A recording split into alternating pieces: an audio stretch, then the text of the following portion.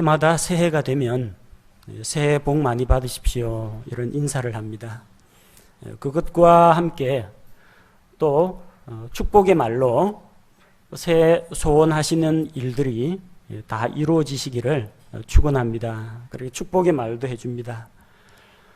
다른 사람을 축복할 뿐만 아니라 한 해 동안에 내가 무엇을 할 것인지 새해 계획을 세웁니다. 새해 나의 목표가 무엇인가? 나의 소원이 무엇인가? 그래서 목표와 소원을 향해서 한 걸음씩 나아가려고 합니다. 우리 사람들도 마음속에 품은 소원이 있습니다. 그리고 그 소원이 이루어지면 그게 마음의 기쁨이 됩니다. 그 소원이 좌절되거나 달성되지 못하면 그게 미련이 되고 아쉬움이 되고 한으로 남게 됩니다. 우리 주 하나님에게도 소원이 있습니다. 하나님이 아무런 아쉬운 게 없으신 분인데 하나님도 무슨 바라는 게 있을까 하실지 모르지만 하나님께서도 원하시는 것이 있다는 겁니다. 하나님께서 그토록 간절히 원하시는 소원이 있습니다. 어떤 소원이 있느냐? 디모데전서 2장 4절 말씀에 그 소원이 이렇게 소개되어 있습니다. 그분은 모든 사람이 구원을 받고 진리를 아는 데 이르기를 원하시느니라. 이게 하나님이 원하시는 바입니다. 간절히 원하고 있는 하나님의 소원입니다. 전능하신 하나님께서, 전지하신 하나님께서, 절대 주권자이신 하나님께서 이 소원 성취 달성하시면 되지 않느냐. 그런데 하나님은 난폭한 전제 군주가 아닙니다. 하나님께서는 사람에게 선택의 자유를 주셨습니다. 그것은 사람이 로봇이나 꼭두각시 인형이 아니라 인격적인 존재라는 겁니다. 하나님께 순종할 수도 있고 불순종할 수도 있고 하나님을 경배할 수도 있고 우상을 경배할 수도 있고 사람에게 자유로운 선택의 기회를 주셨습니다. 천하 만물 가운데에서 제일 말 안 듣는 게 사람입니다. 계절은 봄, 여름, 가을, 겨울 이게 계속해서 시간이 흐르면은 때가 되면은 눈이 녹고 새순이 돋고 꽃이 피고 열매가 맺고 다시 잎사귀가 떨어지고 이게 반복이 됩니다. 새들도 정해진 때가 되면은 강남 같은 제비가 봄 되면 다시 돌아옵니다. 집 나갔던 새도 저녁이 되면 둥지로 돌아옵니다. 소나 나귀도 주인의 구유를 압니다. 자기 집을 압니다. 주인을 알아봅니다. 주인은 몰라도 먹이 주는 사람은 알아봅니다. 그런데 천하 만물 가운데에서 하나님께 제일 반역을 꾀하고 있는 무리가 사람이라는 겁니다. 제일 말을 안 들어요. 그래서 하나님께서는 사람이 구원을 받고 진리를 아는데 이르기를 원하는데 사람 쪽에서 하나님의 그 호의를 거부하거나 하나님이 거저 주신다는 그 구원의 선물을 받지 않는 것이 문제라는 겁니다. 왜 하나님께서 사람들에게 이렇게 큰 은혜와 사랑을 베푸셨느냐? 세상에 있는 모든 사람들이 하나님 앞에서는 다 죄인이기 때문입니다. 죄로 인해서 하나님과 분리되어 있는 존재, 죄로 인해서 영원한 지옥의 형벌을 받을 수밖에 없는 그런 존재이기 때문입니다. 목사가 단상에 올라가서 복 받으라는 이야기, 성공의 비결 이런 거 이야기하면 좋겠지만 저도 그런 이야기 하고 싶지만 제일 필요한 것이 생명의 문제입니다. 사느냐 죽느냐 하는 문제가 바로 예수 그리스도의 십자가에 달려 있습니다. 그 하나님의 은혜와 사랑과 구원을 이야기하기 위해서는 먼저 죄의 문제를 지적하지 않을 수가 없습니다. 앉아 계신 분들 가운데에서 죄인 하면 기분 나쁘다고 다음부터 교회 안 나오는 분도 있습니다. 그러나 기분 나쁘더라도 사실은 사실입니다. 화재 경보기가 있습니다. 불이 나면은 이게 경보음이 울려야 됩니다. 근데 그 경보기가 시끄럽다고 해서 경보기를 깨뜨려 버리면 안 됩니다. 경보기가 있어야 불이 났다, 위험하다 그걸 알 수가 있는 겁니다.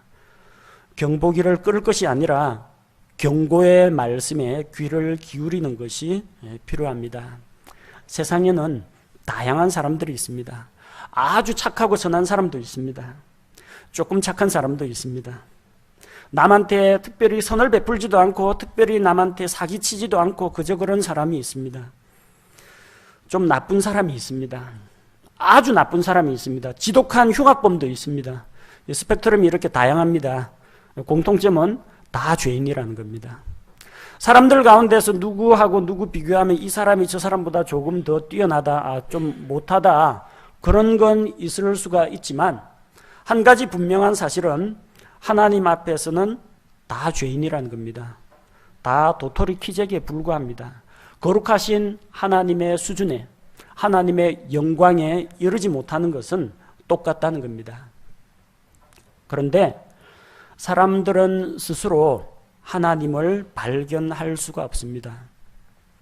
세상에 있는 수많은 종교들은 사람이 어떻게 하면 절대자를 찾을 수 있을까? 진리를 찾을 수 있을까?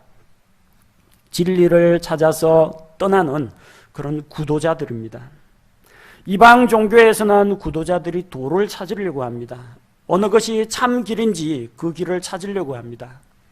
혹은 고난과 수련과 면벽 수행을 통해서 절대자의 음성을 들으려고 합니다. 사람이 더듬어서 하나님을 찾아가려고 하는 것이 세상 종교입니다. 그러나 이 세상 종교로는 결코 하나님을 발견할 수가 없습니다. 선행을 하는 것이 주변에 있는 사람에게 좀 더 혜택을 줄 수는 있습니다. 도덕적인 수양을 하면 남들보다는 조금 더 나은 삶을 살 수가 있습니다. 수행을 통해서 자기의 몸과 마음을 가다듬고 생각을 새롭게 정리하고 닦을 수는 있습니다. 하지만 그것이 우리를 하나님 앞에서 바르게 세울 수는 없다라는 것입니다. 고린도전서 1장 21절에서 하나님께서 말씀하십니다. 하나님의 지혜에 있어서는 세상이 지혜로 하나님을 알지 못하였으므로 하나님께서 복음 선포에 어리석은 것으로 믿는 자들을 구원하시는 것을 기뻐하셨도다. 세상에 있는 수많은 지혜자들과 세상 철학과 종교와 도덕은 하나님 앞에 우리를 세우지 못합니다. 하나님을 발견할 수가 없습니다. 하나님께서는 복음 선포라는 사람들이 보기에는 미련하고 어리석어 보이는 이 방법을 통해서 믿는 자들을 구원하는 것을 기뻐하셨다는 것입니다. 사람들 앉혀놓고 당신은 죄인입니다. 지옥 형벌을 받습니다. 예수 그리스도의 십자가의 대속의 공로를 믿어야 합니다. 이렇게 말하는 것이 어떤 사람에게는 어리석게 비칠 수가 있습니다. 그러나 예수 그리스도야말로 하나님의 영광이요 하나님의 지혜라는 것입니다. 오직 예수 그리스도를 통해서만 하나님께로 갈 수 있는 구원의 길이 있습니다. 구원의 길은 하나님께서 사람에게 제시해 주십니다. 사람이 하나님께로 가는 구원의 길을 닦을 수는 없습니다. 하나님께서 자신을 먼저 나타내 보여주지 않으신다면 우리 중 아무도 하나님을 스스로 찾아 알 수는 없습니다. 하나님께서 먼저 사람들을 찾아오십니다. 먼저 찾아오시고 먼저 손을 내미시고 먼저 사랑을 보여주십니다. 하나님께서 우리에게 명확하게 보여주신 구원의 길이 있습니다. 어떻게 사람이 구원을 얻습니까? 오직 믿음을 통해서, 오직 하나님의 은혜로 구원을 받습니다. 오늘 에베소서 2장 1절에서 10절까지 이 말씀은 바로 우리에게 믿음을 통해 은혜로 받는 구원에 대해서 보여주고 있습니다. 이 말씀을 한 절씩 살펴보면서 과거 우리가 어떠한 존재인가, 나의 본 모습이 어떠한지를 살펴보고 나와 같은 죄인들을 하나님께서 얼마만큼 사랑하셔서 구원해 주셨는가, 따라서 나는 지금 어떠한 자리에 오게 되었는가, 이 놀라운 사실을 함께 나누면서 하나님께 감사와 찬양을 돌리고 함께 하나님의 크신 사랑과 은혜를 나누기를 원합니다. 오늘 우리가 읽은 1절 말씀을 보니까 또 그분께서 범법과 죄들 가운데서 죽었던 너희를 살리셨도다 이렇게 기록하고 있습니다. 우리는 범법과 죄들 가운데 죽었던 자들입니다. 범법이라는 건 글자 그대로 법을 어기는 것입니다. 하나님의 명령, 하나님의 말씀을 어기는 것이 범법입니다. 죄들은 무엇이냐? 죄는 하나님의 거룩하고 의롭고 선하신 성품을 거스르는 것을 죄라고 합니다. 결국 죄나 범법은 하나님의 기준을 위배하는 것, 하나님을 거스려서 반역하는 것을 죄라고 합니다. 죄는 하나님께 짓는 것입니다. 근본적으로. 물론 그 죄의 결과로 피해가 사람에게, 피해자에게 돌아가기도 합니다. 피해자 가족에게 돌아가기도 합니다. 자기 가족에게 피해를 입히기도 합니다.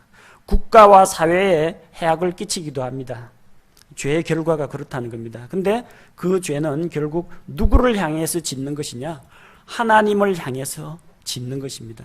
세상에 있는 모든 죄들이 결국은 단순히 이 세상의 도덕과 법을 어기는 것이 아니라 하나님의 법을 어기는 것입니다. 따라서 이 죄의 문제에 대해서 해결해 주실 수 있는 분도 하나님 외에는 없습니다. 오직 하나님만이 죄들을 용서할 수가 있습니다.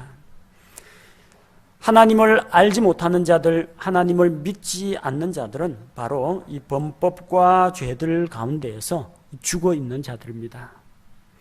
혹시 아니라고 하시는 분도 있을지 모릅니다. 나는 지금 숨을 쉬고 있고 몸도 꼼지락거리고 있고 나 아직 안 죽었다 하는 분도 있을지 모릅니다. 성경에서 말하는 죽음은 분리되는 것을 이야기합니다. 사람이 죽으면, 몸이 죽으면 몸에서 영과 혼이 분리되어 나갑니다. 영은 그것을 주신 하나님께로 돌아가고 혼은 그가 구원받았느냐 구원받지 않았느냐에 따라서 낙원 혹은 지옥으로 가게 됩니다. 몸에서 영과 혼이 이렇게 분리되는 것을 가리켜서 육신의 죽음이라고 합니다. 또한 사람이 생명의 셈인 하나님을 떠나 있는 그 상태, 사람이 하나님과의 교제 관계에서 분리되어 있는 그 상태를 성경은 영적으로 죽은 상태라고 합니다. 영이나 혼이 죽었다는 이야기가 아닙니다. 영과 혼은 죽지 않습니다. 우리의 영이 하나님과 교제 관계가 단절되어 있는 상태를 말합니다. 오늘처럼 흐리고 비가 부슬부슬 내리는 날에는 해가 안 보입니다. 그럼 해가 없어졌습니까? 비행기 타고 올라가면요, 저 구름 위는 햇빛이 쨍쨍하고 구름 위는 전부 다 은빛으로 찬란하게 빛납니다. 이 땅에 있는 사람만 해를 볼 수가 없습니다. 왜 그렇습니까? 먹구름이 해와 우리 사이를 가로막고 있기 때문에 그렇습니다. 하나님께서 귀가 둔해서 우리를 듣지 못하시는 것도 아니고 능력이 없어서 팔이 짧아서 우리를 구원하지 못하는 것도 아닙니다. 오직 우리 죄에, 바로 이 죄가 하나님과 우리 사이를 갈라놓았기 때문에, 하나님과의 교제 관계를 분리해 놓았기 때문에 우리가 영적으로 죽어 있는 것입니다. 또한 마지막 날에 죄인들이 하나님으로부터 영원히 분리되어서 저 꺼지지 않는 불호수 속에 들어가게 되는 것이 있습니다. 성경은 그것을 둘째 사망이라고 합니다. 육신의 죽음 말고 이제 몸과 혼과 영이 영원토록 하나님으로부터 분리되어서 영영 하나님 없는 곳에서 영원한 시간을 보내게 되는 것, 그걸 둘째 사망이라고 합니다. 하나님이 마음씨 나쁜 분이라서 그런 게 아니고 사람들이 하나님의 용서와 구원을 거절했기 때문입니다. 하나님을 따르기보다는 마귀를 따르기를 원했고 하나님을 부인하고 하나님을 싫다고 했기 때문에 그들의 원하는 대로 하나님 없는 곳에서 마귀와 함께 영원한 불호수 속에서 살도록 하시는 것입니다. 죽음이란 분리를 말합니다.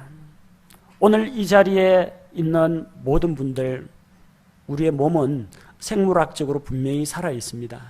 그러나 만약 이 가운데, 이 말씀을 듣는 분 가운데에서 아직도 예수 그리스도를 통해서 죄의 문제를 해결하지 못한 분이 있다면 그 사람은 영적으로 죽어 있는 상태라는 겁니다. 또한 그 죄의 문제를 해결하지 못한다면 죽을 때까지 그 죄 문제를 해결하지 못한다면 마지막은 저 지옥의 형벌과 꺼지지 않는 불호수 심판이 기다리고 있다는 것을 기억해야 합니다. 우리도 예수 그리스도를 믿고 알기 전에는 범법과 죄들 가운데에서 죽어 있던 자들입니다. 그런 우리를 하나님께서 살려주셨다는 것입니다. 과거 하나님 없이 살아갈 때 우리 삶의 모습이 어떠했습니까?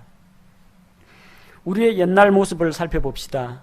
2절 말씀해 보니까 지나간 때에는 너희가 그것들 가운데에서, 그것들이 뭡니까? 범법과 죄들 가운데에서 이 세상의 행로를 따라 걸으며 공중의 권세 잡은 통치자 곧 지금 불순종의 자녀들 가운데에서 활동하는 영을 따라 걸었다고 합니다. 우리는 과거에 그것들 가운데서 살았습니다. 범법과 죄들 가운데서 살았습니다. 살아있는 것 자체가 죄고 숨쉬는 자체가 죄고 먹고 마시는 그 자체가 하나님 보시기에 가증한 죄였습니다. 날마다 죄를 먹고 마시면서 사는 것이 과거 구원받기 전에 우리 삶의 모습이었습니다. 우리에게는 뚜렷한 인생의 목표도 없이 그냥 이 세상의 풍습을 따라서 살았습니다.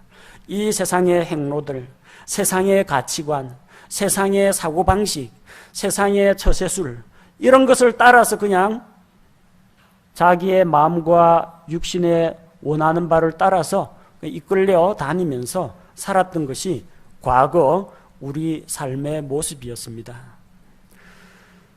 또한 우리는 그 가운데에서 공중의 권세 잡은 통치자를 따랐습니다. 공중의 권세 잡은 통치자가 누굽니까? 셋째 하늘 하나님께서 계신 저 하늘나라에서 반역을 일으킨 루시퍼는 그와 함께 타락한 천사의 무리를 이끌고 셋째 하늘에서 쫓겨났습니다. 그래서 지금 공중의 권세 잡은 자가 되어 있습니다. 높은 곳에 있는 영적인 사악한 세력들, 바로 그 무리를 말합니다. 이 세상의 신 마귀가 바로 공중의 권세 잡은 통치자입니다. 모든 불순종하는 자들, 하나님을 알지 못하는 자, 구원받지 못하는 자, 죄 가운데 있는 자들은 바로 이 마귀의 영향력 아래에 놓여 있다는 겁니다. 과거에 우리가 그러했습니다. 우리 역시 공중의 권세 잡은 통치자를 따라갔습니다. 어디까지 따라갑니까? 마귀가 우리에게 유혹하고 육신의 정욕과 안목의 정욕과 인생의 자랑으로 우리의 마음을 유혹하고 또한 우리의 말과 행동을 부패시키고 오염시키고 죄로 이끌면 우리가 하나님 없이 살아갈 때는 죄의 종이 되어서 마귀의 종이 되어서 마귀가 시키는 대로 이끄는 대로 따라갔습니다. 나중에 어디까지 따라갑니까? 마귀의 최종 운명은 영원한 불호수입니다. 믿지 않는 자는 마귀를 따라서 불호수까지 따라가게 된다는 겁니다. 만약 지금 자기가 가고 있는 그 길이 하나님께서 제시한 구원의 길이 아니라는 것을 안다면 여러분 재빨리 그 길에서 빠져나와야 합니다. 끝까지 마귀를 따라가면 죽을 때까지 자기 죄 문제를 예수님을 통해서 해결하지 못한다면 그 사람은 마귀를 따라서 불호수까지 따라가게 됩니다.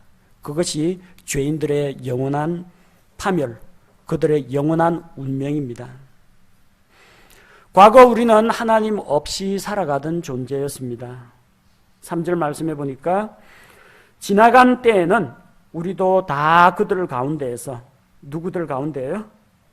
이 세상의 행로를 따라가는 사람들, 공중의 권세 잡은 통치자 밑에 놓여 있는 자들, 불순종의 자녀들, 바로 그들 가운데에서 우리 육신의 욕심 안에서 생활하며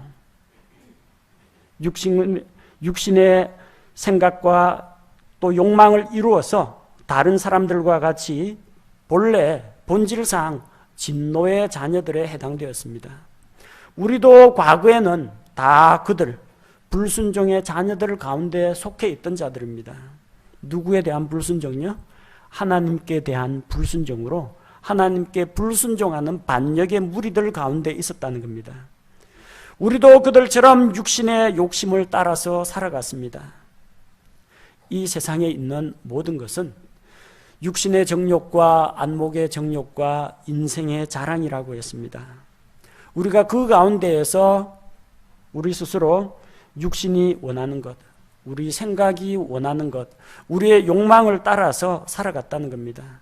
우리의 마음과 몸이 원하는 바, 욕망을 따라 살아갔습니다. 그래서 하나님 앞에서는 진노의 자녀였습니다. 마지막 날에 하나님의 진노의 심판을 받을 수밖에 없는 그런 존재였다는 겁니다. 하나님이 선하시고 의롭고 사랑, 긍휼, 화평의 하나님이 왜 진노하시겠습니까? 하나님은 사랑의 하나님이시기 이전에 거룩하신 하나님, 공의로우신 하나님이시기 때문입니다. 그분은 거룩하시기 때문에 죄를 미워하십니다.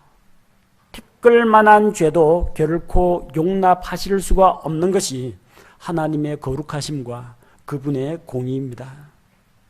따라서 하나님께서는 거룩하신 하나님으로서 죄에 대해서는 반드시 심판을 하실 수밖에 없습니다.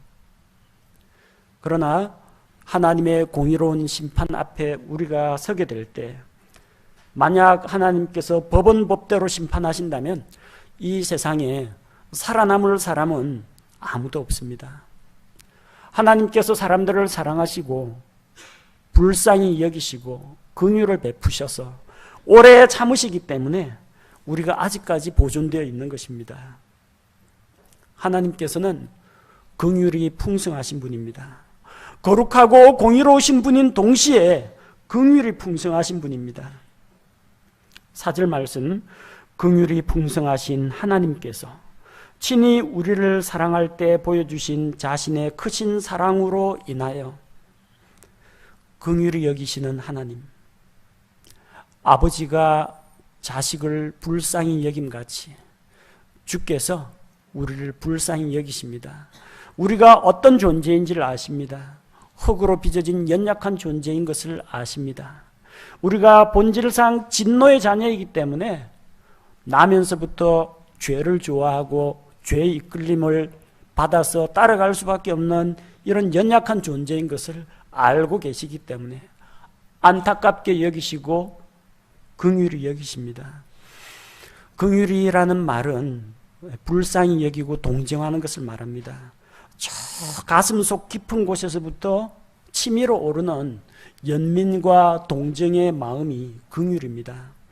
하나님께서 죄인들을 볼 때 정말 안타깝고 가엾고 불쌍하게 여기십니다. 그래서 그 긍휼은 하나님의 감정으로만 끝나지 않습니다. 그런 느낌으로만 끝나는 것이 아니라 행동으로 드러나게 된다는 것입니다. 하나님께서는 그 사랑을 보여주셨습니다. 친히 우리를 사랑할 때 보여주신 자신의 크신 사랑으로 인하여. 사랑은 지식이 아닙니다. 머릿속으로 내가 그 사람을 좋아하나 봐, 내가 그 사람을 사랑하나 봐, 머릿속으로 상상하는 그것이 사랑의 전부가 아닙니다. 물론 사랑에는 지식이 동반되어야 합니다. 상대방을 알아야 되고 상대방의 필요를 알아야 되고 우리 둘 사이의 관계를 알아야 되고 관계를 가로막는 것이 무엇인지 알아야 되고 지적인 부분이 분명히 들어갑니다. 그러나 단순히 관념적인 사랑이 아니라는 겁니다. 사랑은 감정이 아닙니다. 감정 없는 사랑, 그것 역시 이상합니다만 사랑은 감정으로만 이루어져 있는 게 아닙니다. 여러분 사랑해가지고 결혼하셨죠? 결혼한 지 한 10년, 20년 지나신 어르신들도, 나이 드신 분도, 수십 년 되신 어르신들도 계시죠? 아직도 자고 일어나면 가슴이 콩닥콩닥 그럽니까? 퇴근길만 되면 가슴이 설레이고 언제 오시나 하면서 문자 메시지 보내면서 문 앞에 나와서 기다리고 있습니까? 너무 노골적으로 표현하지 마십시오. 감정은 잘 식습니다. 연애 감정 2, 3년 지나기 힘들어요. 그 다음부터는 뭡니까? 감정이 있거나 없거나 한 가지 의지가 있습니다. 내가 이 사람을 사랑하기로 했다. 의지적으로 내가 이 사람을 선택했다. 반평생에 반려자로 택했다. 그래서 거기에 대한 책임, 의무감이 아닙니다. 거기에 대한 결혼 언약에 대한 책임감을 가지고 사랑하는 겁니다. 때로는 감정이 안 따라갈 때도 있습니다. 그럼 오늘은 사랑할 기분이 안 내키니까 오늘은 사랑하지 말고 미워할까요? 그러지 않습니다. 지성과 감성과 의지, 이게 같이 가야 사랑입니다. 머릿속으로 생각만 하는 사랑이 아니고요. 괜히 가슴 두근거리고 얼굴이 빨갛게 달아오르는 이게 사랑의 전부가 아니라는 겁니다. 사랑은 의지로 행동으로 보여주고 나타나는 것이 사랑입니다. 자주 사랑한다고 고백하십시오. 하나님 사랑합니다. 주님 사랑합니다. 말로 고백하십시오.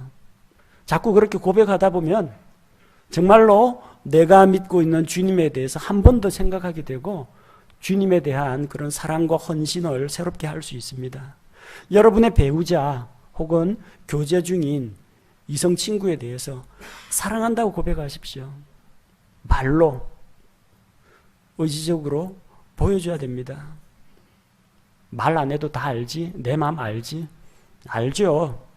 알지만 보여줘야 됩니다. 믿게 해줘야 됩니다. 믿을 수 있는 증거를 줘야 됩니다. 하나님이 세상을 이처럼 사랑하사 아무리 그렇게 이야기하면 뭐합니까? 사람이 어떻게 하나님이 눈에 보이지도 않는데 그 사랑을 어떻게 알겠습니까? 그래서 하나님께서 사랑을 보여주셨습니다. 자기의 독생자 예수 그리스도를 우리에게 대속물로 내어주신 것입니다. 하나님의 사랑은 보여주는 사랑입니다. 행동으로 실천하고 나타내 보여주는 사랑입니다. 보여주시는 그 사랑, 그 크신 사랑, 얼마만큼 크신 사랑요? 사람들을 위해서 자기를 거역하고 반역하는 저 죄인들을 위해서 자기에게 있어서 가장 소중한 자기의 독생자 예수 그리스도를 내어주는 사랑입니다. 예수 그리스도의 사랑이 어떤 사랑입니까? 자기 생명을 내어주는 사랑입니다. 요한복음 15장 13절에서 아무에게도 자기 친구들을 위해 자기 생명을 내놓는 것, 이것보다 더 큰 사랑은 없다고 했습니다. 우리는 그 크신 사랑을 받았습니다. 본문 말씀과 같이 우리를 사랑할 때 보여주신 자신의 크신 사랑으로 인하여 우리가 어떻게 구원받았습니까? 하나님께서 우리를 먼저 사랑하셨고 그 사랑을 우리에게 보여주셨고 자기 아들을 희생하기까지 사랑하신 그 크신 사랑으로 인해서 우리를 살려주셨다는 겁니다. 5절 말씀해 보니까 심지어 우리가 죄들 가운데서 죽었을 때 우리를 그리스도와 함께 살리셨고 너희가 은혜로 구원을 받았느니라. 우리는 과거 죄들로 인해서 하나님과의 관계가 단절되고 영적으로 죽어있는 존재였습니다. 그런데 하나님께서 먼저 손을 내미셨습니다. 우리를 그리스도와 함께 살리셨다는 것입니다. 그리스도와 함께 살리셨다. 주목하셔야 됩니다. 함께 살리셨다. 그리스도 안에서 우리가 그리스도와 함께 죽고 그리스도와 함께 일으켜졌다는 이야기입니다. 예수 그리스도께서 온 세상 사람들의 죄를 대신하여 십자가에 못 박혀 피 흘려 죽으셨습니다. 그래서 하나님께서 세상을 이처럼 사랑하사 온 세상에게 다 통용되는, 다 나눠주는 사랑입니다. 거기에서 그치면 안 됩니다. 예수님이 세상 사람들의 죄를 대신해서 죽었다 하더라. 그거 알고 있는 것이 구원이 아닙니다. 그게 믿음이 아닙니다. 예수님이 왜 죽었습니까? 세상 사람들의 죄를 위해서요? 더 정확히 솔직하게 이야기하면 바로 이 자리에 있는 저와 여러분 각각 한 사람 한 사람의 죄를 대신하여 대신 죽으신 것입니다. 누구든지 예수 그리스도의 십자가의 죽음이 바로 나의 죄를 대신해서 죽으신 것이라는 것을 믿는 자들, 바로 그 사람은 예수 그리스도를 자기의 개인의 구세주로 받아들일 수가 있습니다. 그래서 예수님 십자가에 죽으신 것이 바로 나의 죄 때문이라는 것을 믿을 때, 내가 그리스도와 함께 십자가에 못 박혀 죽고 그리스도께서 부활하실 때 내가 그분과 함께 일으켜졌다는 것을 믿을 수가 있습니다. 그래서 그리스도와 함께 우리를 살리셨다는 것입니다. 믿는 자는 예수 그리스도와 함께 십자가에 못 박혀 죽은 존재입니다. 그리고 그리스도와 함께 새 생명 가운데서 일으켜진 존재입니다. 이 과정에 우리가 해놓은 것은 아무것도 없습니다. 내가 착한 일을 한 것도 아니고 구제를 많이 한 것도 아니고 도덕적으로 깨끗한 삶을 살았던 것도 아니고 남을 위해서 희생과 봉사의 삶을 살았던 것도 아닌데, 이런 나의 행위와 나의 공로와는 관계없이, 값없이 전적으로 하나님의 은혜로 이것이 이루어졌고 나는 믿음으로 그 하나님의 은혜를 받아들였다는 것입니다. 그래서 우리의 신분이, 이 사실을 자기의 것으로 받아들이는 자는 6절과 같이 신분이 바뀝니다. 또 함께 일으키사 그리스도 예수님 안에서 우리를 하늘의 처소들에 함께 앉히셨으니, 우리의 신분은 변화가 되었습니다. 범법과 죄들 가운데에서 죽어 있었지만 함께 일으켰습니다. 그리스도와 함께 일으켜진 자들입니다. 그리고 그런 우리를 하늘의 처소들에 함께 앉히셨습니다. 함께 앉히셨어요. 누구랑 함께? 예수 그리스도와 함께. 여러분 지금 어디에 앉아 있습니까? 예배당 의자에 앉아 있습니다. 이게 여러분의 현실입니다. 여러분의 현 상태입니다. 여러분의 신분은 어디에 가 있습니까? 그리스도와 함께 하늘의 처소들에 함께 앉히셨다고 되어 있습니다. 나중에 죽어서 천국 가면은 함께 앉혀주겠다는 이야기가 아닙니다. 말 잘 듣고 신앙생활 열심히 하면은 하늘에 앉힐 수 있도록 생각해 보겠다가 아닙니다. 시제가 과거로 되어 있습니다. 처소들에 함께 앉히셨으니. 우리가 앉은 게 아닙니다. 하나님께서 데려다가 앉혀 놓으신 겁니다. 하나님의 은혜로, 하나님의 주권으로 앉혀주신 것입니다. 우리 공로가 아니라는 겁니다. 우리의 노력으로 된 것이 아닙니다. 우리는 그리스도 예수님 안에서, 곧 누구든지 예수 그리스도를 구세주로 믿음으로 말미암아 그렇게 믿는 자는 예수 그리스도의 몸 가운데 들어오게 됩니다. 머리이신 예수 그리스도, 그리고 그분의 몸을 구성하는 그분의 지체는 우리 교회 성도들입니다. 전 세계의 모든 믿는 자들, 과거, 현재, 그리고 앞으로 믿게 될 자들은 예수 그리스도의 몸과 연합한 그분의 지체입니다. 그래서 누구든지 믿고 구원을 받을 때 예수 그리스도의 몸의 일부분, 몸의 지체가 된다는 겁니다. 그래서 그리스도 예수님 안에서라고 했습니다. 그 예수님께서, 머리이신 예수 그리스도께서 하늘의 처소에 하나님의 왕좌 오른쪽에 앉아 계시면 우리도 그분과 함께 앉아 있는 존재라는 겁니다. 우리의 신분을 말합니다. 예수님이 하늘의 왕좌에 앉아 계시기 때문에 우리도 그분 안에서 함께 앉아 있는 것입니다. 함께 앉히신 것입니다. 예수님 없이는 하늘의 처소에 앉지 못합니다. 반드시 그리스도 예수님 안에 있어야만 하늘의 처소에 앉을 수가 있습니다. 하나님께서 앉히십니다. 제 신분이 하늘의 처소에 가 있다고 하는데 왜 저는 이렇게 밑바닥 인생을 삽니까? 몸도 안 좋고 사업도 안 풀리고 집은 가난하고 애들은 말 안 듣고 영적인 상태는 오늘 같은 날은 더욱더 기분이 다운되고 제 인생은 왜 그렇습니까? 종종 이런 질문을 하는 분들이 있습니다. 상담을 하다 보면요, 목사님, 성경을 읽으니까 예수님 만난 사람들은 전부 다 변화되어가지고 새 사람이 되고 능력 있는 삶을 살았고, 성경을 열기만 하면 하나님의 초자연적인 기적과 이런 것들이 일어나는데 성경책만 덮으면 제 인생은 너무 고달픕니다. 그런 고백을 하는 분들이 적지 않습니다. 그래서 여러분이 혼동하지 말아야 할 것이 여러분의 신분하고 여러분의 상태는 다르다는 겁니다. 신분은 포지션입니다. 상태는 컨디션이에요. 포지션하고 컨디션이 반드시 같이 가는 건 아닙니다. 우리의 신분은 저기 하늘의 처소들에 가 있습니다. 포지션은 저기 있어요. 우리의 컨디션은요, 이 땅을 지금 살아가고 있습니다. 포지션만 갖고 이야기할까요? 경찰 포지션, 경찰 신분이면요, 강도하고 싸우면 무조건 이깁니까? 어떨 때는 강도가 이길 때도 있습니다.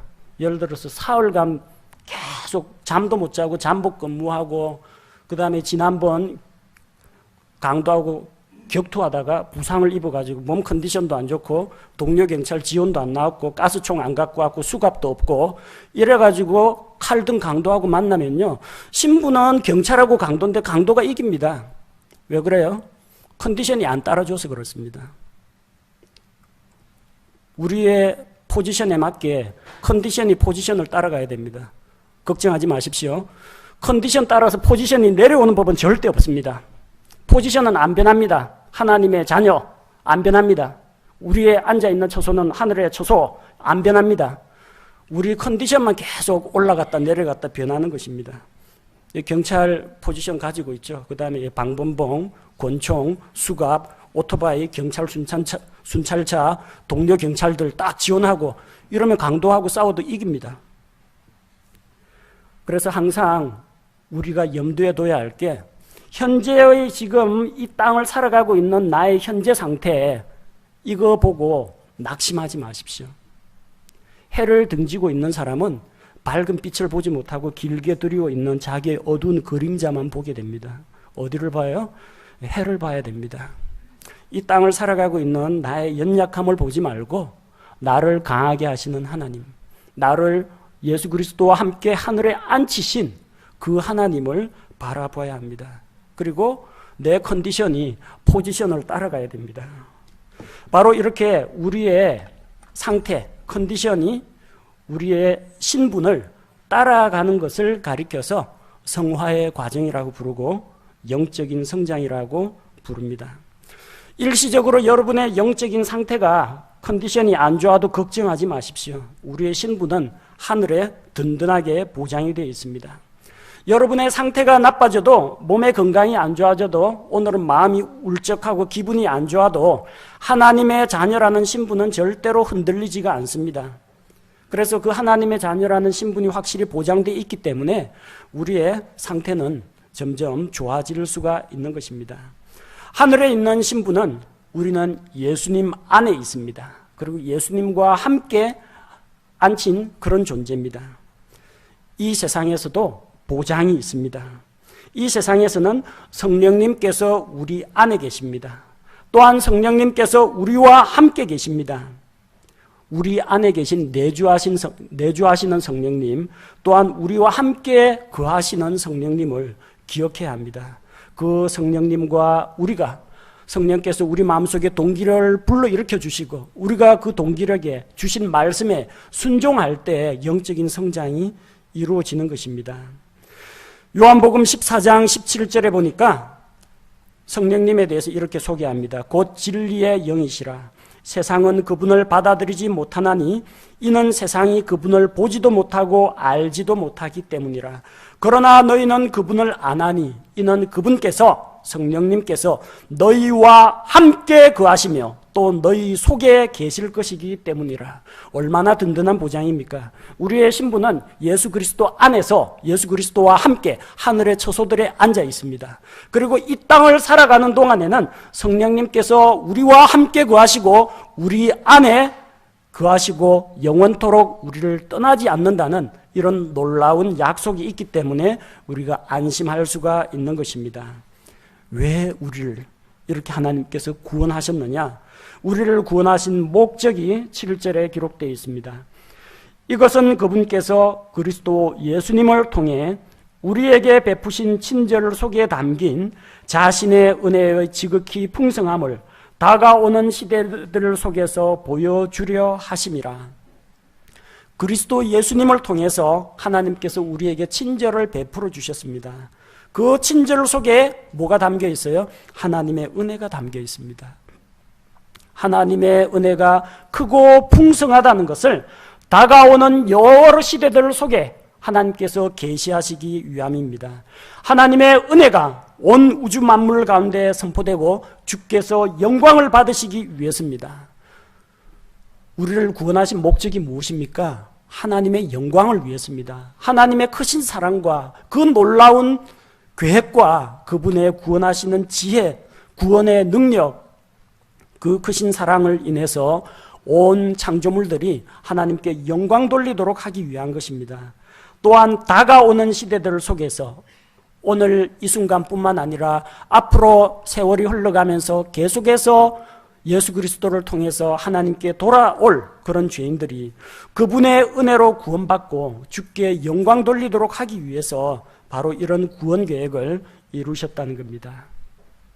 누가 이 놀라운 하나님의 구원의 계획 가운데 하나님의 은혜의 선물을 받아들일 수가 있습니까? 오직 믿음을 통해서 하나님의 은혜로 구원을 받습니다. 8절 말씀을 보니까 너희가 믿음을 통해 은혜로 구원을 받았나니 그것은 너희 자신에게서 난 것이 아니요 하나님의 선물이니라 이렇게 기록했습니다. 믿음을 통해서, 믿음이라는 것은 하나님께서 베푸시는 그 은혜를 내가 받아들이겠다, 하나님의 초청을 내 것으로 받아들이는 것을 말합니다. 온 세상의 구세주로 죄에 대한 대속물로 주신 예수 그리스도를 나의 개인의 구세주로 받아들이는 것을 말합니다. 은혜라는 것은 받을 만한 값어치가 없는 자들에게 거저 베풀어 주시는 하나님의 호의를 말합니다. 하나님께서 구원을 위해서 우리에게 어떠한 대가도 요구하지 않고 오직 믿음만을 요구하십니다. 값 없이 거저 우리를 구원해 주십니다. 8절 말씀은 잘 읽으셔야 합니다. 너희가 믿음을 통해 은혜로 구원을 받았나니, 우리 구원은 우리 공로로 된 것이 아니라 하나님의 은혜로 구원을 받았는데 그 하나님의 은혜를 받아들이는 방법이 믿음을 통해서 받을 수 있다는 겁니다.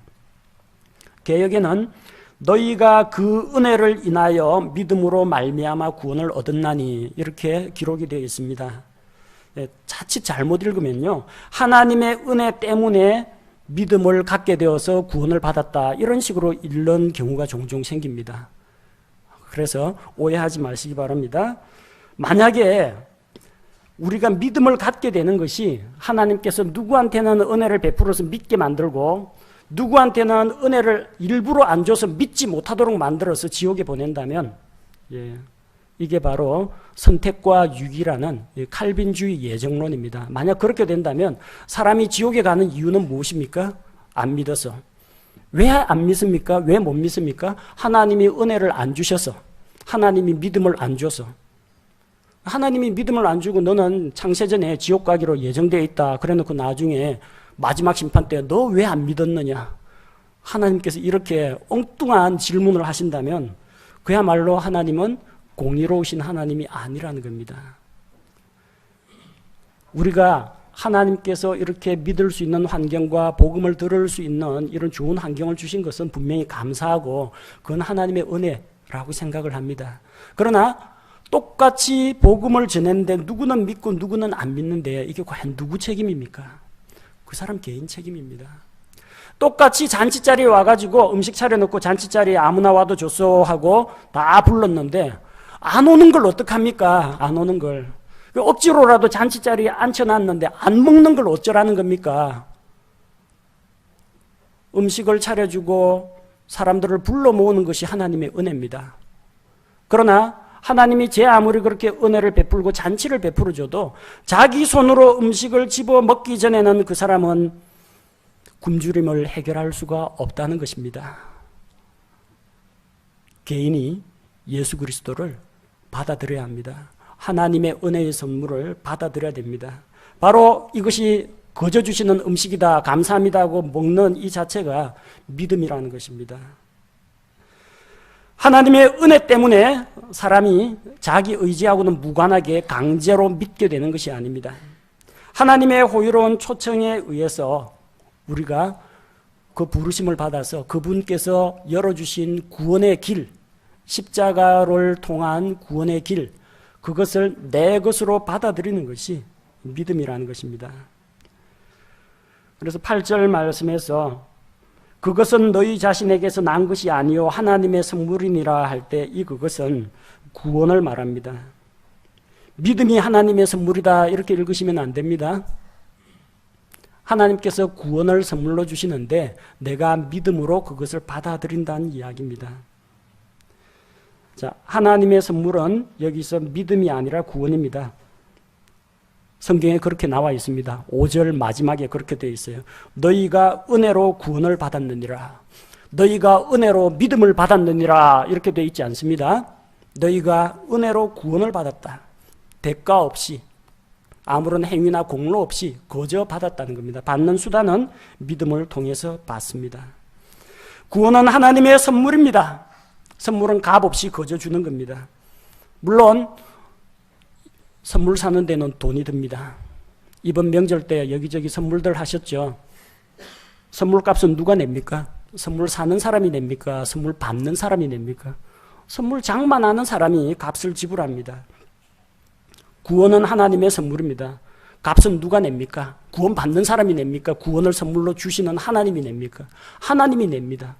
하나님께서 값을 치르셨습니다. 엄청난 값을 치르셨습니다. 자기 아들 예수 그리스도의 생명값을 주고 구원의 선물을 장만하셨습니다.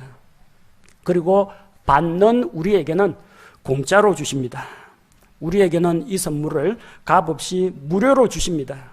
받아들이면 자기 것입니다. 하나님께서 하신 그 말씀을 그대로 믿고 예수 그리스도를 구주로 받아들이면 구원을 주신다는 그 말씀을 믿고 받아들이면 그 사람에게는 하나님의 선물 곧 구원이 그 사람 것이 된다는 겁니다. 결코 우리 자신의 행위나 노력으로 되는 것이 아닙니다. 9절에서 행위에서 난 것이 아니니 이것은 아무도 자랑하지 못하게 하려 함이라. 만약 이것이 행위로 되는 것이라면 세상에 구원 못 받는 사람 수두룩합니다. 병석에 누워있는 사람, 당장 숨이 넘어가는 사람, 행위가 없는데 어떻게 구원받습니까? 그러나 은혜로 주시는 선물이기 때문에 받을 수가 있습니다. 십자가에 달린 한 강도는 죽기 직전에 예수님께 자기의 믿음을 고백했습니다. 주께서 오늘 내가 나와 함께 낙원에 가 있으리라고 답해 주셨습니다. 그 강도가 뭐 잘한 게 있습니까? 무슨 행위가 있었습니까? 선한 행위가 있습니까? 값없이 은혜로 구원을 받은 것입니다. 우리의 선행이나 도덕적인 삶으로는 결코 하나님의 높은 공의의 수준을 만족시킬 수가 없습니다. 하나님의 공의가 무엇을 말합니까? 죄의 삭은 사망이요 이것을 선포합니다. 따라서 그 앞에서는 죄 없는 한 생명이 바쳐질 때 하나님의 공의가 만족됩니다. 우리의 도덕이나 선행이나 수양은 결코 하나님을 만족시킬 수 없습니다. 오직 예수 그리스도께서 십자가에서 흘리신 대속의 피만이 하나님의 요구를 만족시킵니다. 율법의 요구를 만족시킵니다. 하나님의 공의를 만족시킵니다. 그리하여 하나님께서 죄의 삭을 이미 받았다라고 하시고 믿는 자를 값없이 구원해 주시는 것입니다. 따라서 아무도 자랑할 수가 없고 오로지 하나님께 감사할 따름입니다. 왜 사람을 구원하신다고 했습니까? 죄인들을 불쌍하고 안타깝게 여기시기 때문에 구원하시고 보다 큰 목적은 하나님의 은혜의 풍성함을 온 창조물들 앞에서 나타내시고 하나님이 영광받기 위해서입니다. 그런데 내가 착한 일 많이 해서 구원받았다. 내가 하나님 앞에 포인트 얼마 쌓아가지고 구원받았다. 이러면은 공로가 다 어디 돌아갑니까? 하나님 영광은 없고 자기 자랑으로 돌아갑니다. 하나님께서는 그것을 원치 않으십니다. 우리의 노력으로는 하나님을 만족시킬 수도 없거니와 하나님께서는 자기의 영광을 다른 존재에게 그렇게 주시는 분이 아니라는 것입니다. 그렇다고 해서 구원과 선행을 따로 나누어서 생각하진 마시기 바랍니다. 선행은 우리가 구원받는데 하나도 도움이 되지 않습니다. 선행은 구원을 받기 위한 조건이 아닙니다. 그러나 선행은 구원받은 삶의 결과로 나타나는 열매라는 것을 기억해야 합니다. 10절 말씀해 보니까 우리는 그분의 작품이요 그리스도 예수님 안에서 선한 행위를 하도록 창조된 자들이니라. 하나님께서 그 선한 행위를 미리 정하신 것은 우리가 그 행위 가운데에서 걷게 하려 하심이니라. 우리가 선한 행위 가운데서 걷도록, 선한 행위를 하도록 창조된 자들입니다. 우리는 선행을 통해서는 구원을 받을 수 없지만 구원받은 삶은 구원의 결과로 선한 행실을 통해서 아름다운 삶의 간증을 드러내야 한다는 것입니다. 우리의 구원은 예수 그리스도를 통하여서 얻을 수가 있습니다. 예수 그리스도 이외에는 구원의 길이 없습니다. 범법과 죄들 가운데서 죽었던 우리를 어떻게 살려주셨습니까? 4절에 우리를 그리스도와 함께 살리셨고 예수 그리스도와 함께 십자가에 못 박혀 죽고 예수 그리스도와 함께 일으켜짐으로 말미암아 구원을 받았습니다. 6절 말씀에 함께 일으키사 그리스도 예수님 안에서 우리를 하늘의 처소들에 앉히셨습니다. 어떻게 그분의 친절과 은혜가 나타났습니까? 7절 그리스도 예수님을 통해서 우리에게 그 친절을 베풀어 주신 것입니다. 그리하여 우리가 10절 말씀과 같이 그리스도 예수님 안에서 선한 행위를 하도록 된 것입니다. 우리의 구원은 내가 믿습니다 하는 이 믿음 갖고 된 게 아닙니다. 하나님께서 예수 그리스도를 보내주시지 않으셨다면, 예수님께서 우리를 대신하여 십자가를 대신 지시고 피 흘려 죽으시는 대속의 죽음이 없었다면 나 혼자 믿습니다 안만 해도 아무 소용이 없습니다. 하나님의 은혜입니다. 하나님께서 은혜로 구원의 길, 예수 그리스도를 우리에게 주신 것입니다. 그리고 우리가 믿음을 통해서 그리스도 안으로 들어가서 그리스도와 함께 죽고 그리스도와 함께 일으켜짐으로 말미암아 구원을 받은 것입니다. 구원의 길은 예수 그리스도 위에는 있을 수가 없습니다. 오직 예수 그리스도만이 우리 모두를, 또 아직까지 구원받지 못한 분들을 죄와 사망의 형벌에서 구원할 수가 있습니다. 하나님을 알지 못하는 자들, 하나님 없이 살아가는 자들은 모두 죄인입니다. 범법과 죄들 가운데서 영적으로 죽어 있는 자들입니다. 하나님께서 은혜를 베푸셔서 예수님이 우리 대신 죄의 형벌을 대신 받게 하셨습니다. 누구든지 이 예수 그리스도께서 자기를 위해 이루신 일, 곧 자신의 죄를 대신해서 죽으시고 사흘 만에 다시 일어나신 예수님의 죽음과 부활을 자기의 것으로 받아들이는 자는 구원을 받을 수가 있습니다. 이 시간 아직도 예수 그리스도를 알지 못하거나 그 예수 그리스도를 자기 마음 가운데로 모셔드리지 않은 분이 있다면 하나님 앞에 기도하시기 바랍니다. 하나님, 저는 죄인입니다. 예수님께서 제 죄를 대신해서 십자가에서 대신 죽으신 것을 감사드리며 예수님을 저의 구세주로 받아들입니다 라고 고백하시고 예수 그리스도를 통해서 구원을 얻으시기 바랍니다. 값없이 주시는 하나님의 선물을 받아 누리시기 바랍니다. 제가 기도하겠습니다.